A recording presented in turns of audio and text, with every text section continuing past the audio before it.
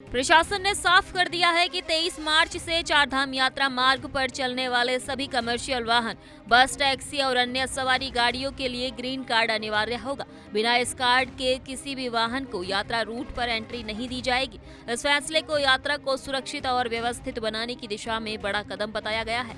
लेकिन जमीनी स्तर पर सवाल ये भी उठ रहे हैं कि क्या सभी वाहन मालिक इतने कम समय में जरूरी प्रक्रिया पूरी कर पाएंगे? क्या इससे यात्रा के शुरुआती दिनों में अव्यवस्था का खतरा नहीं बढ़ेगा? 23 मार्च से ग्रीन कार्ड शुरू, कमर्शियल वाहनों के लिए अनिवार्य, वाहन और ड्राइवर की जांच। अब समझते हैं कि आखिर ये ग्रीन कार्ड सिस्टम आखिर है क्या। दरअसल ये एक तरह का फिटनेस और परमिट सर्टिफिकेट है जिसमें वाहन की तकनीकी स्थिति, ड्राइवर के दस्तावेज और सुरक्षा मानकों की गहन जांच की जाती है।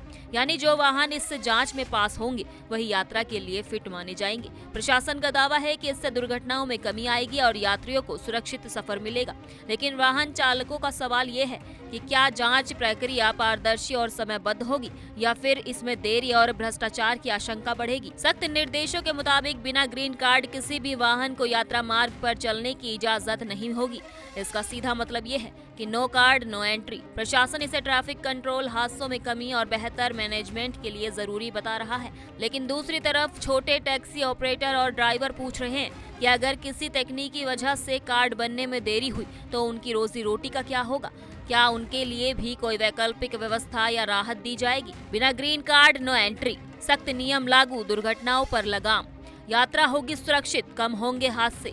यात्रियों के नजरिए से देखें तो इस सिस्टम के कई फायदे सामने आ रहे हैं। सुरक्षित वाहन, प्रशिक्षित ड्राइवर और नियंत्रित ट्रैफिक, ये सभी चीजें यात्रा को ज्यादा सहज बना सकती हैं। हर साल लाखों श्रद्धालु चारधाम पहुंचते हैं, ऐसे में भीड़ और हादसों को नियंत्रित करना बड़ी चुनौती हो जाती है। ग्रीन कार्ड इस दिशा में एक मजबूत कदम हो सकता है, लेकिन सवाल ये है कि क्या इससे किराए बढ़ेंगे?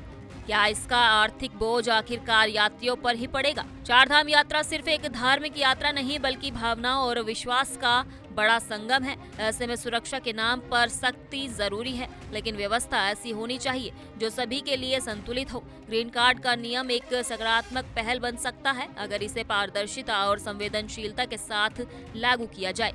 अब नजर इस बात पर रहेगी कि क्या ये नया सिस्टम यात्रा को वाकई आसान बनाएगा या फिर नए सवाल और चुनौतियां खड़ी करेगा।